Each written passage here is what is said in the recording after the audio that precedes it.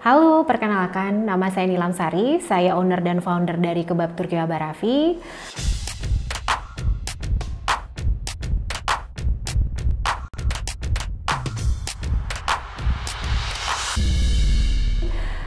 Saya punya bisnis kebab Turki Baba Raffi ini sejak berusia 18 tahun. Dan sekarang Baba Raffi yang berawalkan dari sebuah gerobak pinggir jalan kaki 5, kemudian kita mulai untuk GoFit franchise kemitraan gitu ya, dan sekarang alhamdulillah kita sudah ada kurang lebih 1.600 outlet di 10 negara. Jadi mungkin di sini saya akan sedikit membagikan apa itu marketing funneling, karena basically ketika kita ngomong tentang jualan makanan, jualan bisnis, it's not just selling about the product ya, tapi sebenarnya yang mau kita jual itu adalah value-nya. Nah, value itu apa sih dan bagaimana sih sebenarnya kita nanti mau bahas tentang jualan gitu ya, bagaimana tentang brandingnya, bagaimana tentang menambahkan nilai tambah di produknya, bagaimana menjual tentang franchise ya, nanti akan ada beberapa episode yang teman-teman bisa ikuti juga ya, tapi khusus yang sekarang kita akan ngomong tentang marketing funneling.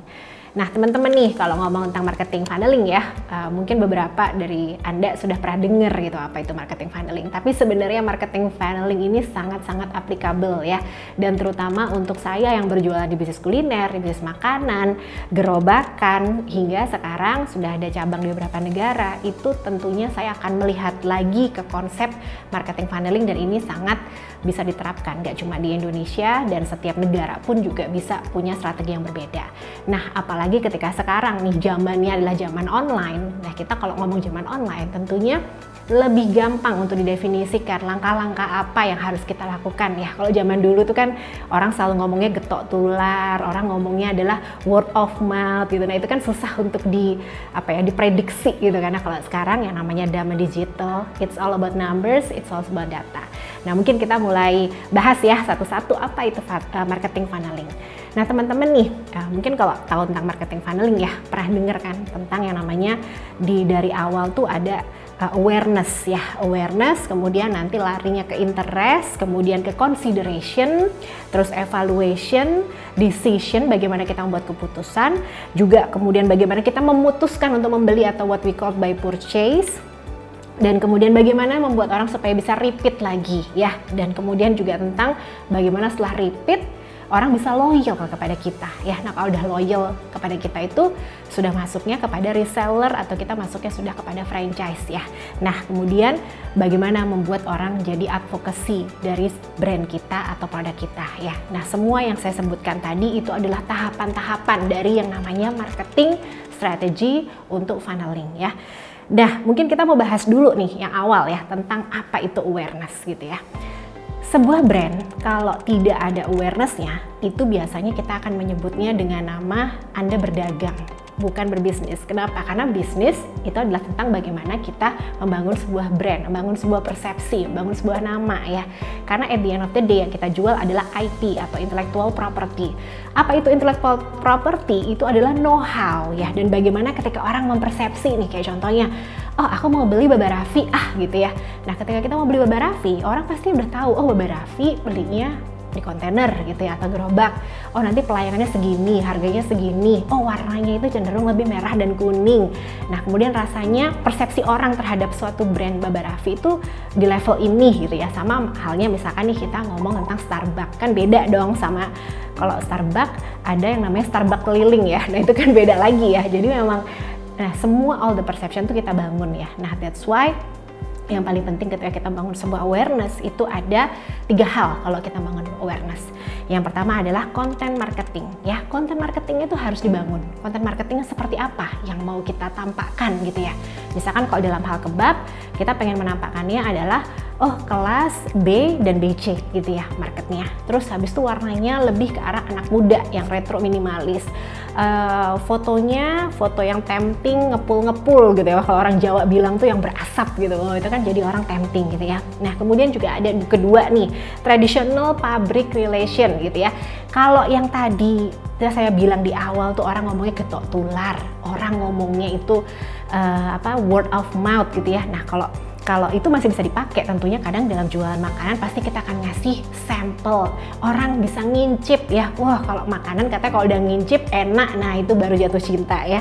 Tapi at the end of the day lagi juga perlu adanya advertising and iklan ya. Jadi awareness tuh bisa juga dibangun persepsinya, nggak cuman sekedar kita posting di feed kita di sosial media ataupun di majalah ataupun di TV ataupun di all the media ya, tapi kita juga harus sekarang cukup agresif, bukan hanya menunggu bola, tapi kita juga melakukan jemput bola dengan cara advertising ya, atau pasang iklan. Nah sekarang pasang iklan yang bisa dilakukan adalah mostly adalah secara online. Online itu bisa dengan cara pasang di sosial media kayak Google Ads, FB Ads gitu ya, TikTok Ads juga sudah ada. Ataupun juga mungkin Anda mau pakai yang namanya SEO, itu juga bisa ya, itu sebenarnya part of ads juga gitu ya, karena kita membangun sebuah brand itu juga memungkinkan. Nah kita masuk yang kedua nih, consideration. Kalau tadi orang misalkan nih dengar tentang Baba Raffi gitu ya, oke, dia tahu tentang Baba Raffi dari suatu media, ada orang ngomong gitu ya, Baba Raffi, cuman sekilas denger. Terus tiba-tiba ada temennya ngomong, ayo beli Baba Raffi yuk. Terus dia langsung baru aware, kemarin aku dengar Baba Raffi dari mana ya, kok sekarang aku dengar lagi dari kamu ya. Nah itu kan dia mulai mengulang ya informasi di kepala. Nah kemudian dari sana dia mulai mengkonsiderasi, apa sih Baba Raffi? Penasaran. Nah ketika orang penasaran, cari tahu infonya dari mana gitu ya. Nah pertama bisa dari social media. That's why social media kita harus aktif, baik story-nya, baik feed-nya, karena itu memang kita jualan ya, kita harus terus berkomunikasi dan melakukan engagement terhadap customer kita. Yang kedua, bisa through website. Kalau biasanya informasi-informasi yang bersifat lebih serius gitu ya, story di mana, kemudian kalau kayak franchise, reseller tuh biasanya yang lebih trustable adalah website. Yang ketiga, bisa dari email ya, marketing gitu kan, biasanya kita email-emailan itu juga bisa. Atau yang keempat dari, kalau biasa kita menerima WhatsApp Blast tuh kan kadang juga ada informasi bisa hubungi ke sini ya, itu bisa juga. Atau kalau nggak flyer, nah ini kalau yang tradisional ya, kadang jalan di mana dibagiin flyer, nah itu kan juga bisa ya. Jadi sana kita jadi tahu gitu kan, ternyata brand Baba Raffi itu menjual menunya nggak cuma kebab loh, ada hotdog, ada burger, bahkan ternyata dia ada resellernya, ada franchise-nya harga berapa sih, nah dari sana ya. Terus habis itu juga kadang kalau kita pengen tahu produknya lebih lanjut lagi gitu ya, yang memang very spesifik atau apa, bisa yang namanya dari exhibition atau expo, itu juga bisa juga dilakukan. Banyak banget brand yang memang berlomba-lomba membudgetkan angka untuk ikut di eksibisi supaya memang bisa menggali market yang lebih luas lagi, baik tujuannya sales ataupun branding ya. Yang ketiga, dari tahu informasinya nih gitu kan, lanjutnya apa? Purchase ya kan. Oke, perlu nggak ya, butuh nggak ya. Nah ketika dia memutuskan untuk membeli, kadang orang kan masih yang butuh nggak ya, apa besok nggak ya gitu. Nah kalau kita nih perempuan biasanya keranjangnya Tokped sama Shopee udah penuh tuh ya, tapi kan nggak di check out gitu kan. Check outnya nunggu apa? Nah nunggu promo 11 11, 12 12, 1 1 gitu kan. Nah kadang orang itu perlu triggernya apa supaya membeli ya.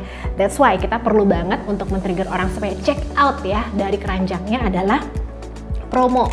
Ini strateginya anak-anak marketing biasanya. Ibu, kalau ibu closing minggu ini dapat potongan diskon 2 juta atau tambahan bahan baku, atau kalau nggak kita jualan kebab yang end user ya. Khusus promo bulan ini buy one get one, atau kalau nggak wah buy two get one gitu ya. Nah jadi memang kadang orang perlu didesak dengan suatu promo supaya closingnya lebih banyak, seperti itu. Yang kedua bisa upselling gitu ya. Nah jadi kadang daripada beli satu, kalau penjualan rata-rata harian kita cuma 20.000 sayang juga ya. Nah bagaimana untuk menaikkan penjualan harian gitu kan.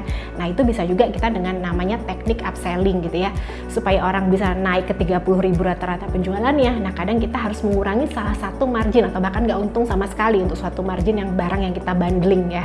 Itu bisa juga dengan namanya teknik upselling. Misalkan kebab plus minuman gitu ya, harusnya 35.000, ternyata harganya cuma 30.000 gitu ya, itu bisa juga. Terus kalau nggak reminder gitu ya, misalkan nih Mbak Angelica gitu ya mau beli kebab gitu kan, tapi nggak beli-beli gitu kan, sudah masukin di keranjang gitu kan, ya tinggal biasanya kan ada tuh kalau di Tokopedia kayak fitur untuk mengirim pesan gitu ya ke followernya, diingetin lagi, hai Mbak Angelica, ayo segera check out produkmu gitu kan, sudah nongkrong lama itu di keranjangmu, ayo segera di check out lagi, ada promo, itu bisa juga kan di combine gitu. Atau kalau enggak, kadang sekarang nih kalau ciwi-ciwi biasanya ngelihat live Instagram gitu kan, ada orang yang ayo ada barang baru warnanya masih lengkap 10 warna, ayo cepetan jangan sampai kehabisan sekarang, ayo transfer siapa cepat dia dapat. Nah emak-emak udah pasti heboh semua ya. Jadi memang kita yang namanya penjual, salesman yang punya brand, kita harus bener-bener mikirin segala cara supaya kita jualan tuh bisa closing the deal gitu ya. Dan juga yang paling penting adalah kalau kita mau nggak cuman orang beli ya, tapi kan kadang harus ada retention. Retention tuh bagaimana kita mempertahankan nih supaya Mbak Angelica yang sudah beli bisa beli lagi gitu kan. Jangan sampai hilang dong, apalagi kalau dia suka gitu kan, wow suruh beli lagi gitu kan. Nah caranya adalah bisa dengan sistem reward atau poin.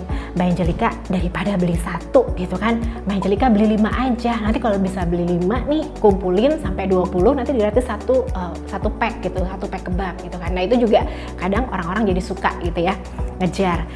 Nah yang kedua, rekomendasi produk. Misalkan Mbak Angelica biasanya beli kebab, nah kita tawarin juga, Mbak Angelica di kebab nggak cuma kebab doang loh gitu kan, kita ada juga hotdognya, ada juga roti Mariamnya. Nah Mbak Angelica udah pernah belum gitu kan. Nah kemudian juga ada nih gitu kan yang namanya sales call atau WhatsApp chat gitu ya. Nah itu biasanya adalah bagaimana part layanan kita supaya orang-orang itu juga kalau mau komunikasi sama kita bisa lebih oke. Nah masalahnya lagi orang Indonesia itu suka ngobrol. Kalau beli kadang belanja di Tokopedia tuh rasanya kurang greget gitu loh. Dia pengen tahu kan ini apa, barangnya gimana, bentuknya apa dan lain-lain. Nah jadi kalau bisa ada fitur yang namanya WhatsApp chat, jadi supaya orang itu bisa puas dan nanyanya itu bener-bener yahut gitu, dia bisa punya puas, oke aku beli gitu kan. Nah itu penting ya. Dan kemudian kembali lagi level tertinggi nih ya dari sebuah brand adalah sebenarnya ketika orang sudah bisa repeat gitu ya, udah bisa jadi pembeli loyal kita, orang mau beli terus gitu kan.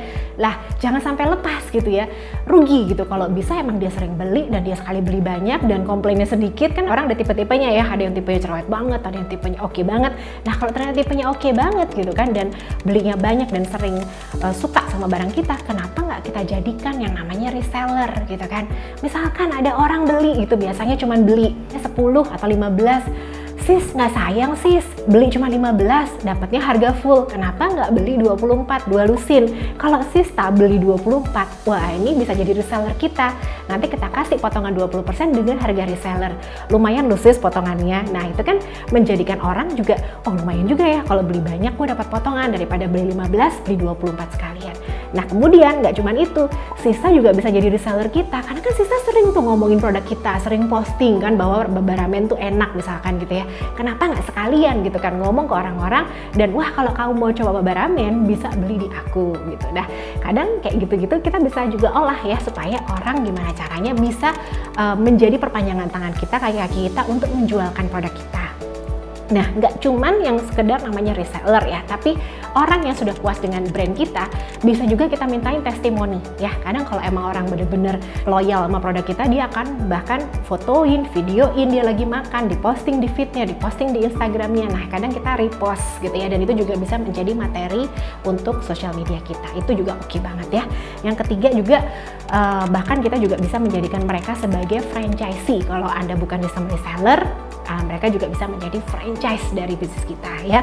Atau kalau mungkin sekarang zaman online, ada reseller, ada franchise, bahkan kita sebut juga ada affiliate ya. Kalau affiliate ini biasanya menjualkan barang tapi through social media atau Google Ads ya, dengan main iklan, budgetingnya iklan. Jadi dia biasanya akan menjualkan barang tapi memang yang barang ini mempunyai margin yang agak cukup besar.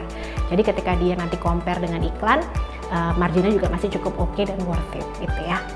Nah mungkin itu sih dari saya ya.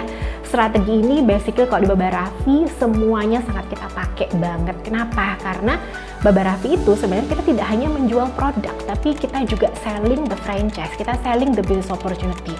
Nah business opportunity ini kan tidak bisa dipegang ya. That's why basically kita harus membangun brandingnya. dari orang suka makanannya, orang ngerti produknya, orang ngerti isunya Mbak Raffi. Nah, jadi ketika kita menjual bisnis ya dari orang yang suka, decide, beli, repeat gitu ya. Nah, akhirnya bisa kita jadikan reseller atau kita bisa jadikan franchise. Semoga berguna di bisnis mas-mas, mbak Yu sekalian ya. Pokoknya semangat sama bisnisnya, tak doain nggak cuman melesat di Indonesia tapi juga melesat sampai seluruh dunia. Dah.